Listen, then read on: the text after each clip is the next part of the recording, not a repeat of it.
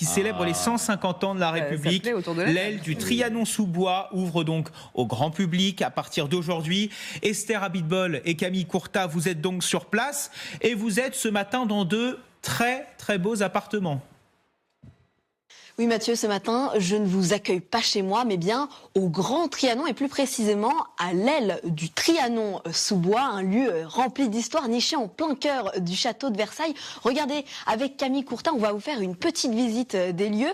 Ici, le général de Gaulle y résidait et il accueillait donc dans son bureau présidentiel, différents chefs de l'État. C'est ici qu'il en avait fait sa résidence privée. Et puis, autre lieu, ici, un salon. Il faut savoir qu'il y a une dizaine de pièces dans ce couloir, une dizaine de bureaux. C'est un lieu qui est vraiment très grand. Et venez, on va vous montrer une autre pièce emblématique avec Camille Courtat.